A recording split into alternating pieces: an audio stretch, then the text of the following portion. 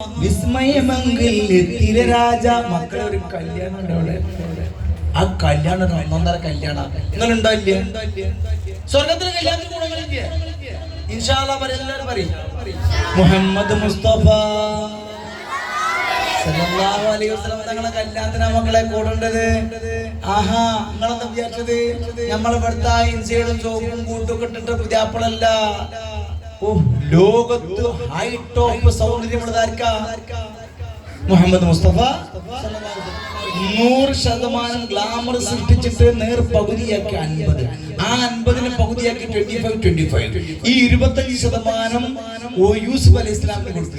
മറ്റേ 25% ഇങ്ങളും ഞാനും നിങ്ങളുടെ നാട്ടിലുള്ള സുന്ദരികളും ലോക സുന്ദരി എന്ന് പറഞ്ഞ ഉത്തേച്ച് നടന്ന അരികളും പിന്നെ അല്ലാത്ത സുന്ദരികളും എല്ലാ സുന്ദരന്മാരും 25%. ഇതിന്റെ പുറമെ ഈ 25 കൂടി 50, ആ 50% സ്റ്റൈൽ ആർക്കാന്നറിയാം? മുഹമ്മദ് മുസ്തഫ. എന്താ മനസ്സിലാക്കി കണ്ടുകിടങ്ങൾ ആരെങ്കിലും? മക്കളെ കാണാൻ സലാത്ത് ചൊല്ലി ചൊല്ലി ചൊല്ലി ഹറാം ഒഴിവാക്കി ചൊല്ല്.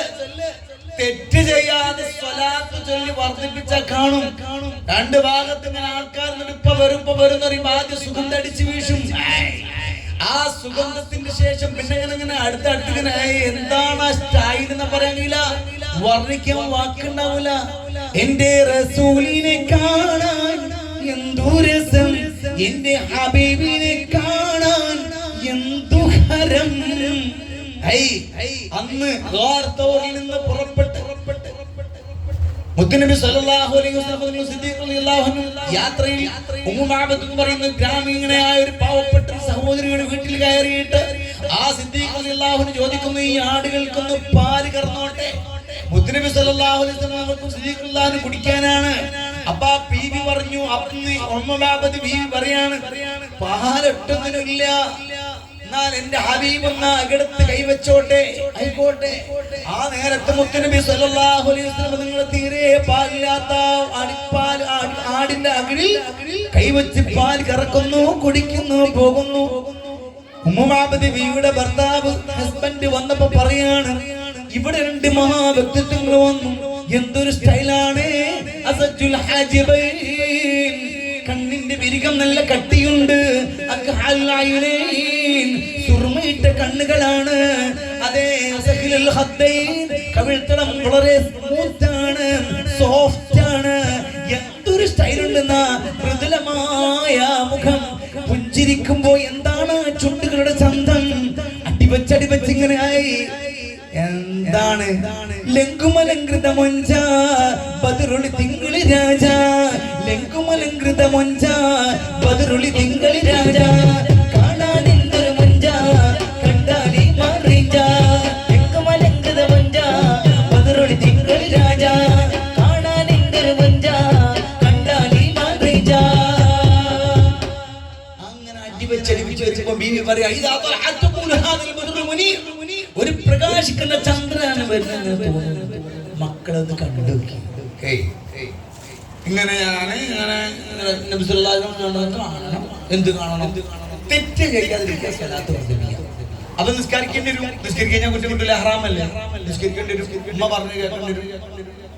ഉമ്മാന്റെ കാൽ ചുവട്ടിലാണ് പൊന്ന് ജന്നത്ത് എന്നാണ് അനുഗ്രഹീത തിരുനബിയുടെ മൊഴിമൊത്ത്.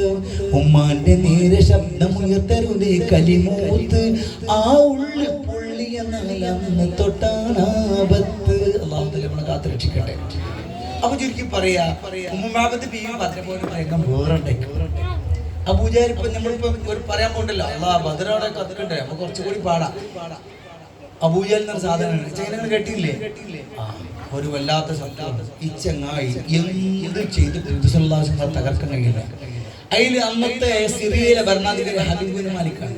ഹബീബുൻ മാലിക്കിനോട് പറയും, ഒരു കത്തെഴുതി പറഞ്ഞു. എന്തെന്നറിയോ ഹബീബുൻ മാലിക്ക്, എനിക്ക് ഒരു വിവരം അറിയിക്കാണ്ട്. മുഹമ്മദ് എന്ന് പറയുന്ന സല്ലല്ലാഹു അലൈഹി വസല്ലം ഒരു പ്രവാചകർ വന്നിട്ടുണ്ട്. സത്യപ്രവാചകരാണോ നിങ്ങൾ ചോദ്യം ചെയ്യണം. അതിനെ എന്റെ കൊട്ടാരത്തിലേക്ക് കൊണ്ടുവരണം. ആദ്യം വിളിച്ചിട്ട് വരാൻ കൂട്ടാക്കിയിട്ടില്ല, ബലമായി കൊണ്ടുവരണം.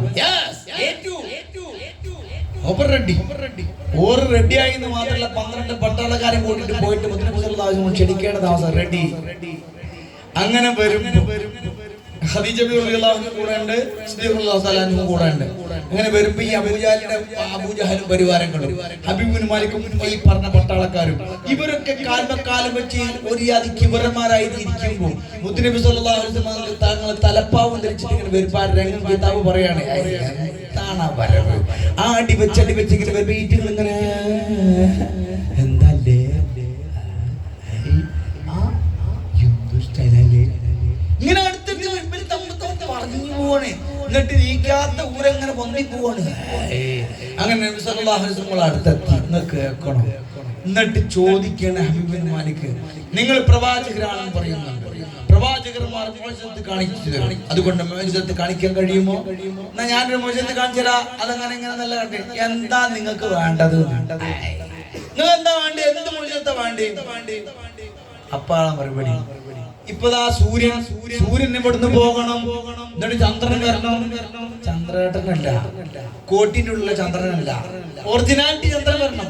എന്നിട്ട് ചന്ദ്രനെ പിളർത്തണം, എന്നിട്ട് കൂടണം, എന്നിട്ട് ചന്ദ്രൻ പോകണം, സൂര്യൻ വരണം. മുത്തുനബി മുഹമ്മദ് മുസ്തഫ സ്വല്ലല്ലാഹു അലൈഹി വസല്ലം ചോദിക്കുക, എന്താ പിന്നെ നിങ്ങൾ വിശ്വസിക്കുമെന്ന്? നോ, എന്റെ ഉള്ളിന്റെ ഉള്ളിൽ ഒരു രഹസ്യ കഥയുണ്ട്, അതും കൂടെ പറഞ്ഞാൽ വിശ്വസിക്കുന്നു. ജബൽ ഖുബൈസ് പർവതത്തിന്റെ മുകളിൽ കണ്ട് 2 റക്അത്ത് നിസ്കാരം കഴിഞ്ഞിട്ട് മുത്തുനബി സല്ലല്ലാഹു അലൈഹി വസല്ലം വന്നിട്ട് പറഞ്ഞു, റെഡി, കാണിക്കാൻ പോവാണ്.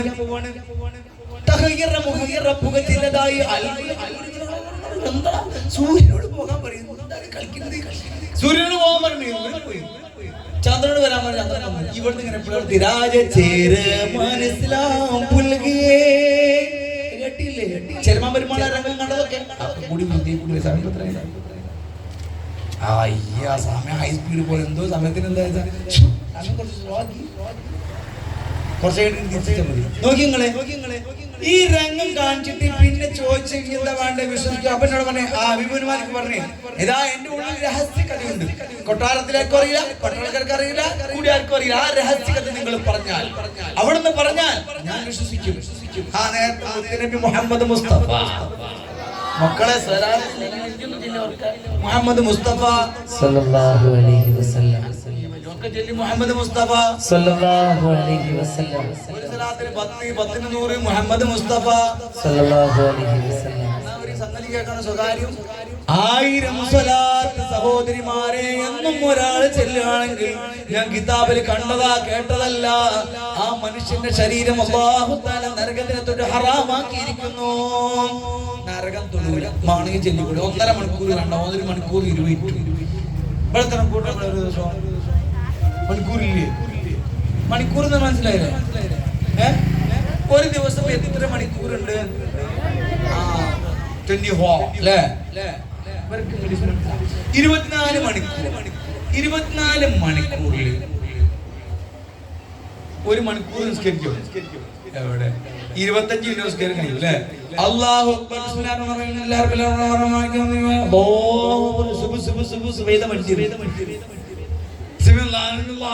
അപ്പൊ വല്ല മൈലാട് സ്പീഡ് കുറവാണെങ്കിൽ അടുത്ത പള്ളിയിൽ പോകും. അടുത്ത പള്ളി ഒന്നുകൂടി 9:15 കഴിഞ്ഞു, എന്നിട്ട് സ്പീഡ് 8:30 പോകും. നമ്മളൊക്കെ നന്നാക്കി തരട്ടെ. ചുരുക്കി പറയാം, നിസ്കരിക്കാൻ നിങ്ങൾ 1 മണിക്കൂർ കൊടുക്കണം. 1 മണിക്കൂർ നിസ്കരിച്ച് 1 മണിക്കൂർ ഭക്ഷണം 2 മണിക്കൂർ ഭക്ഷണം കഴിച്ച് നല്ല തിന്നോളി. 3 മണിക്കൂർ എന്തായാലും 20 മണിക്കൂർ ബാക്കിയുണ്ടേ. പിന്നെ ഈ ഭക്ഷണം കഴിച്ചത് പിന്നെ 2 എൻ്റെ അടുത്ത് പോയി ഒഴിവാക്കണ്ടേ? പിന്നെ ഒഴിവാക്കണോടത്ത് പിന്നെ പലർക്കും പല സമയമാണ്. ചിലർക്ക് അവിടെ പോയാൽ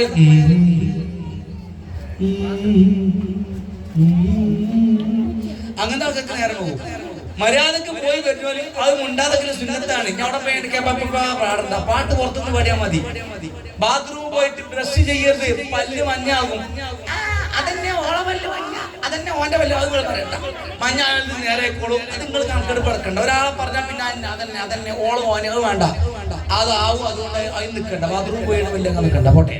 അപ്പൊ അവിടുത്തെ പാട്ടും പാടണ്ട. ചുരുക്കി പറയാം, അതിനൊരു നമ്മള് 1 മണിക്കൂർ ഇട്ടിക്കോട്ടെ. പോകാൻ വരാ അങ്ങനെ 5 മണിക്കൂർ 19 മണിക്കൂർ മക്കളെ. സ്കൂളിലാകെ കുറച്ച് സമയമുള്ളൂ. എത്ര സമയം? 10 കയറിയാൽ 1 മണിക്ക് വിട്ടു, പിന്നെ 2 കയറിയാൽ ആകെ 5 മണിക്കൂറുള്ളൂ. ബാക്കി എത്ര ഉണ്ട്? 14 മണിക്കൂറുണ്ട്. 6 മണിക്കൂർ ഉറങ്ങി. ബാക്കി എന്താ നമ്മൾ കാട്ടുന്നത്? എന്താ കാട്ടുന്നത്? അപ്പോ അന്നോടിക്ക് എന്താ കാട്ടുന്നത്? എന്താ ഇനിയൊരു മൊയിലിയാരാണ്, മദ്രസ പഠിപ്പിച്ചു, മദ്രസ കഴിഞ്ഞു.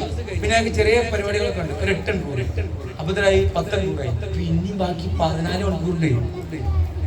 കണക്കെടുപ്പ് നോക്കണോ? നിങ്ങൾ ചിന്തിച്ചു നോക്കി നല്ലോണം അത് കാൽക്കുലേറ്റ് ചെയ്തിട്ടാണ് നമുക്ക് മനസ്സിലാകും. വെറുതെ വേസ്റ്റ് ആക്കാണ്.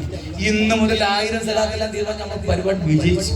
അത് ഞാൻ കർശനമായിട്ട് പറയുന്നില്ല, കാരണം 2 ദിവസം 1000 ചോപ്പായി പോകണ്ട. അല്ലാഹു തആല ബർക്കത്ത് ചെയ്യട്ടെ. ഇപ്പൊ നമ്മൾ എവിടുത്തെ കാര്യങ്ങള് സ്വർഗത്തിലെ കല്യാണത്തിന് പങ്കെടുക്കാൻ പോവാണ്. ആ കല്യാണത്തിന് പുതുമണവാളിന് ആരാ പറയും? ആരാ മക്കളെ?